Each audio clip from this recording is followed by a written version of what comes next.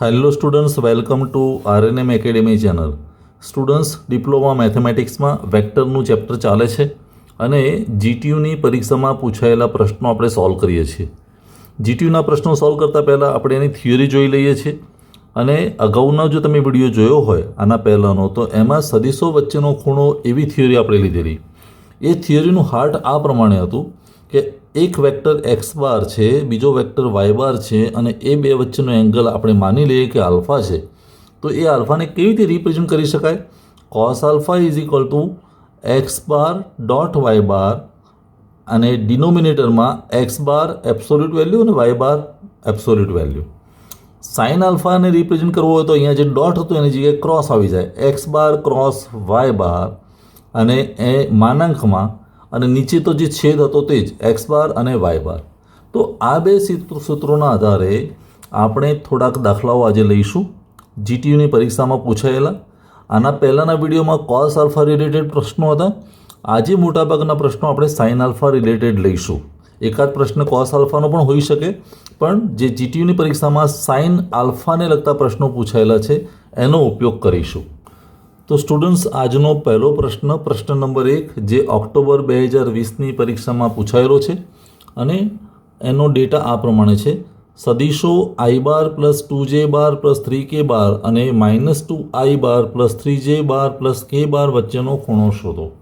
હવે આ બે વચ્ચેનો ખૂણો શોધવો છે, બે વેક્ટર આપણી પાસે છે, અને જનરલી જો કોઈ ઉલ્લેખ ના હોય સાઇન ફંક્શનનો, તો મોટે ભાગે આપણે કોસ આલ્ફાવાળું ઇક્વેશન વાપરવાનું. હવે અહીંયા શરૂઆત કઈ રીતે કરીશું સોલ્યુશનની? બે વેક્ટર આપણી પાસે છે, એ બે વેક્ટરને આપણે ધારી લઈએ એક્સ બાર અને વાય બાર. તો પહેલું જે વેક્ટર છે એ આપણા માટે એક્સ બાર છે. X bar is equal two I bar plus 2J bar plus 3K બાર, અને ઇઝ ઇક્વલ ટુ, જો એને IJK સિવાયના સ્વરૂપમાં લખવું હોય તો 1, 2 અને 3, 1, 2 અને 3 આવું લખી શકાય. હવે એવી રીતે વાય બાર આપણે ધારી લઈએ છીએ. Y bar is equal to -2I bar plus 3J bar plus K bar, અને એને માટે લખવું હોય તો ઇઝ ઇક્વલ ટુ -2, પછી J માટે 3 અને અહીંયા 1. આ બે વેક્ટર આપણે લખી દીધા. હવે આ બે વેક્ટર અને આપણું કોસ આલ્ફાનું ઇક્વેશન, તો પહેલાં મારે એક્સ બાર ડોટ વાય બાર કરવું પડશે. તો એક્સ બાર ડોટ વાય બાર કરીએ તો શું આવે તે પહેલાં લઈ લઈએ. X bar dot y bar એટલે 1 અને -2નો ગુણાકાર, 1 ઇન્ટુ -2 એટલે -2 પહેલા ભાગમાં, પ્લસ 2 ઇન્ટુ 3 એટલે 6, અને પ્લસ 3 ઇન્ટુ 1 એટલે 3. તો 6 - 2 એટલે 4, 4 વત્તા 3 એટલે 7. તો આ ગુણાકાર આવ્યો 7. હવે માનાંકમાં એક્સ બારની value is equal to square રૂટના સિમ્બોલમાં 1નો સ્ક્વેર એટલે 1, પ્લસ 2નો સ્ક્વેર એટલે 4, અને 3નો સ્ક્વેર એટલે 9. તો ઇઝ ઇક્વલ ટુ 9 ને 14 ને 14 એટલે √14. આ એક્સ બાર માનાંકમાં. અને એવી રીતે વાય બાર માનાંકમાં ઇઝ ઇક્વલ ટુ વાય બારના જે મેમ્બર્સ છે, -2નો સ્ક્વેર એટલે 4, પ્લસ 3નો વર્ગ એટલે 9, અને પ્લસ 1નો વર્ગ એટલે 1. તો આ પણ આવ્યું √14. હવે બધી વેલ્યુઝ આપણી પાસે છે, તો કોસ આલ્ફા, જે ખૂણો આપણે કહીએ છીએ cos alpha is equal to x bar dot y bar, અને છેદમાં એક્સ બાર અને પછી વાય બાર, આવું આપણે લખીએ છીએ. Is equal to x bar dot y bar એટલે તો 7, અને આ √14 into √14, √14 into √14 is equal to, ઉપર તો 7 પણ નીચે 14 × 14 પણ સ્ક્વેર રૂટ છે તો આવે 14. હવે 7/14 એટલે 1/2. 1/2 આ કોની વેલ્યુ આવી? કોસ આલ્ફાની. જો cos alpha is equal two 1/2 તો આપણને ખબર હોય કે આલ્ફાની કઈ વેલ્યુ માટે 1/2 થાય? 60 ડિગ્રી. કોસ 60 એટલે 1/2. તો એનો અર્થ કે આલ્ફા ઇઝ ઇક્વલ ટુ 60 એટલે π/3. એંગલ કયો થાય? Alpha is equal to π/3. તો આ આપણા માટે જવાબ બનશે. This is answer of first question.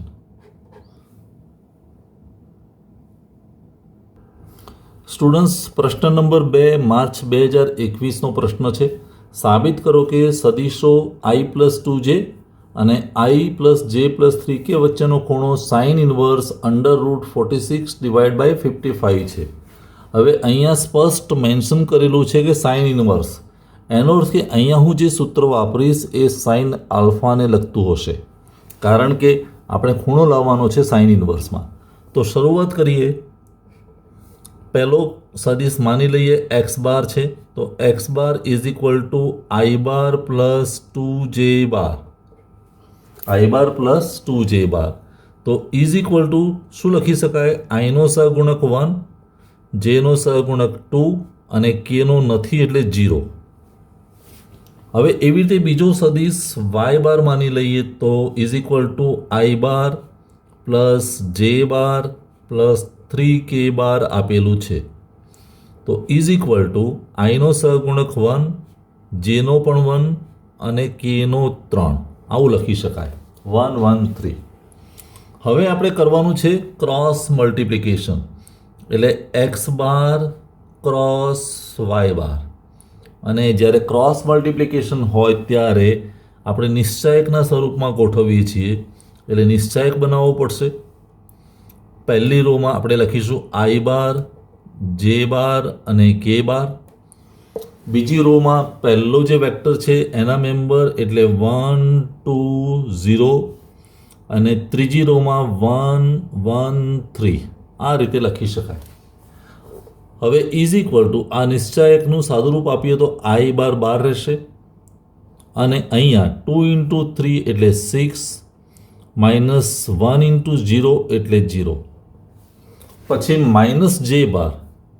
તો માઇનસ j બાર આ કોલમ અને આ રો હાઈડ કરી દઈએ તો 1 × 3 એટલે 3 માઇનસ 1 × 0 એટલે 0 અને પ્લસ k બાર. k બાર એટલે આ રો અને આ કોલમ. તો 1 × 1 એટલે 1 માઇનસ 1 × 2 એટલે 2. આવું લખી શકાય. હવે આને સિમ્પ્લિફાઈ કરીએ તો ઇઝ ઇક્વલ ટુ 6 માઇનસ 0 એટલે 6i બાર, 3 માઇનસ 0 એટલે માઇનસ 3j બાર અને 1 માઇનસ 2 એટલે માઇનસ 1 તો માઇનસ k બાર. હવે આ જે વેક્ટર મળ્યો એને હું ij k સિવાયના સ્વરૂપમાં લખું તો 6 માઇનસ 3 માઇનસ 1. વેક્ટર આ રીતે લખવાનું કારણ શું? મારે આનું માનાંક જોઈએ છે.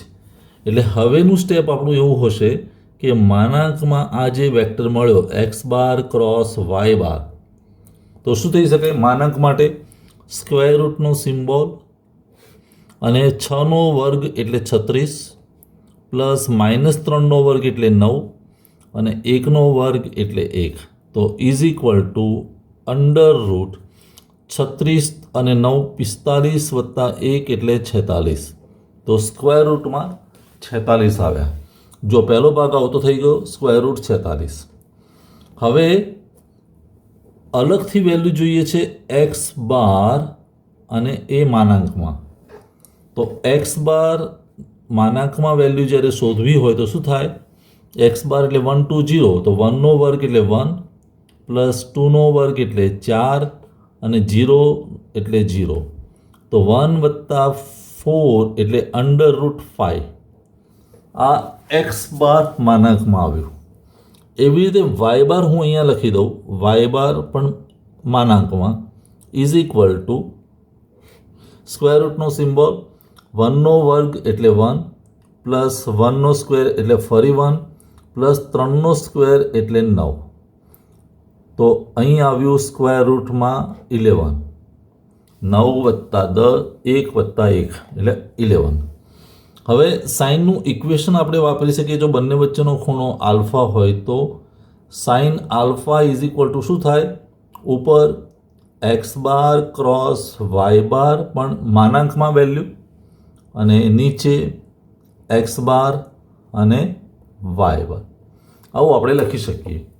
હવે x bar cross y bar એટલે તો વેલ્યુ શોધી હતી, √46, અને અહીંયા એક્સ બાર એટલે √5 અને આ √11, તો √5 ઇન્ટુ √11. તો થશે શું? ઉપર √46 અને નીચે ગુણાકાર કરતો તો √55. 11 ગુણ્યા 5 એટલે 55. તો કોમન પણ લખી શકાય. કોમન સ્ક્વેર રૂટ, ઉપર 46 નીચે 55. પણ આ કોની વેલ્યુ આવી? સાઇન આલ્ફાની. તો આલ્ફા શું થાય? Therefore alpha is equal to sine inverse લેવું પડે. બ્રેકેટમાં મીન્સ અહીંયા આપણે લખવું હોય તો √46 નીચે 55. આ આપણો જવાબ થશે, આન્સર જે જોઈએ છે. ખૂણો કેટલો હોવો જોઈએ? Sine inverse √46 divide by 55.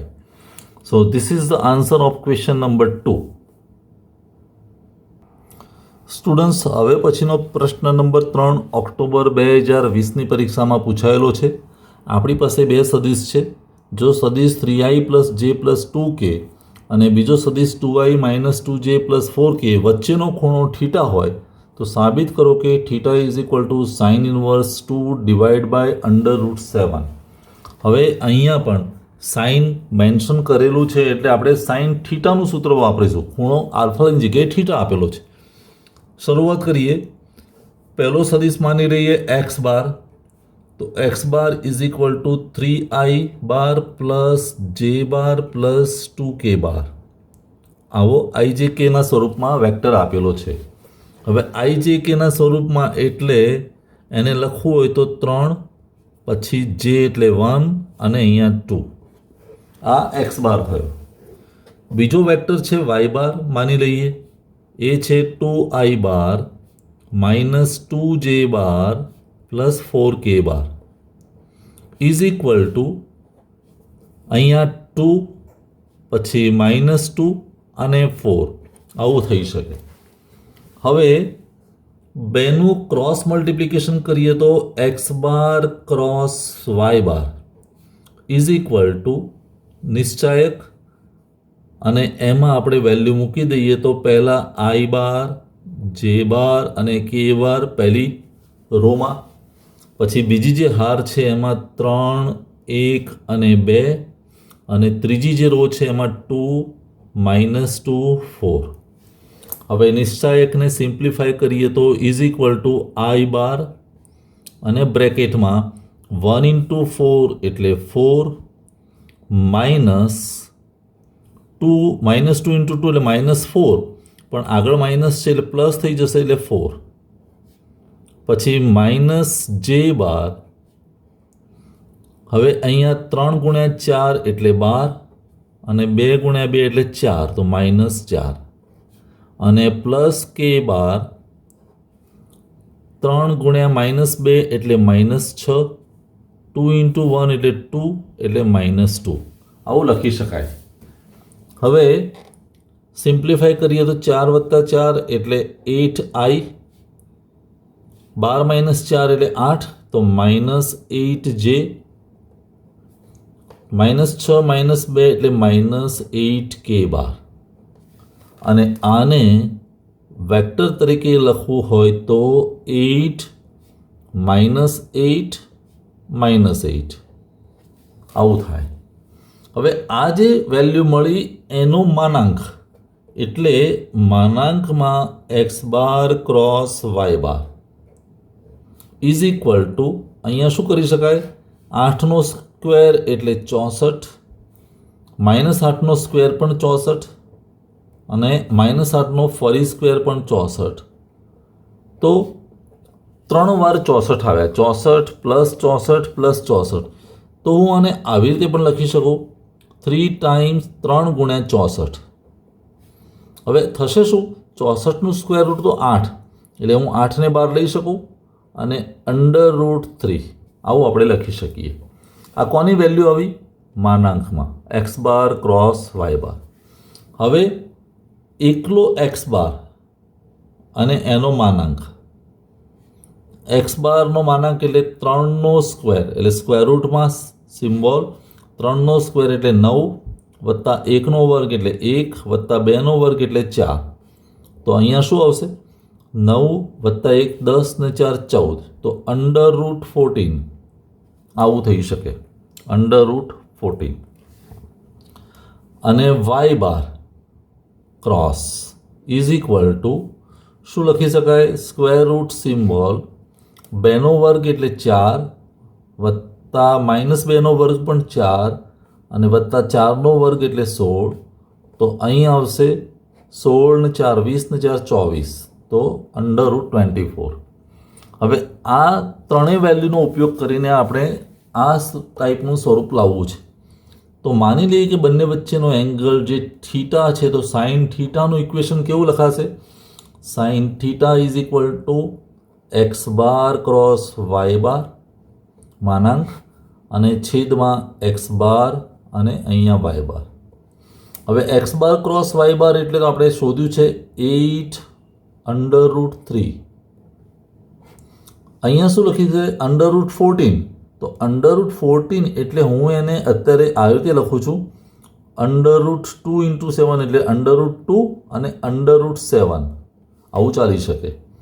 અને પછી √24, તો √24 એટલે 6 ગુણ્યા 4, એટલે અહીંયા પણ હું આવી રીતે લખી શકું, √2 √3 અને √4 આવું થઈ શકે, √4. હવે કેવું થશે તે જોઈ લઈએ. √3 કેન્સલ. અહીંયા શું વધ્યું, √2 × √2 એટલે 2 અને √4 એટલે એ પણ 2. તો જુઓ થશે શું, √2 × √2 એટલે 2 અને 2 પાછા આ 2 સાથે ગુણ્યા એટલે 4. તો ઉપર રહ્યા 8, નીચે વધે 4 અને √7. તો ઇઝ ઇક્વલ ટુ 4 ગુણ્યા 2 એટલે વધ્યું 2 √7. તો આ સાઇન થીટા આવ્યું. તો theta is equal two inverse function લઈએ તો સાઇન ઇન્વર્સ 2 √7 એ એનો જવાબ થઈ શકે. તો સ્ટુડન્ટ્સ, આજના વિડીયોમાં આપણે 3 પ્રશ્નો જોયા. એક કોસને લગતો પ્રશ્ન છે, બીજા જે જીટીયુની પરીક્ષામાં પૂછાયેલા પ્રશ્નો સાઇનને લગતા છે, જ્યાં સાઇનનો ઉલ્લેખ છે ત્યાં આપણે સાઇનનું ઇક્વેશન વાપરવું પડે અને એને સાદું રૂપ આપતા છેલ્લે આપણને જે જોઈએ છે તે જવાબ મળી જશે. આઈ હોપ આજનો વિડીયો તમને ક્લિયર થઈ ગયો હશે, મેથડ સમજમાં આવી હશે. કોઈ ડાઉટ હોય, ક્વેરી હોય તો કોમેન્ટ સેક્શનમાં જરૂર લખવાની. ફરી મળીશું नेक्स्ट वीडियो में. Thank you for watching. Thank you very much. अगर आपको ये वीडियो पसंद आया है और आप मेरी चैनल पर नए हैं तो प्लीज मेरे चैनल को लाइक कीजिए, शेयर कीजिए और सब्सक्राइब जरूर कीजिए. Thank you very much.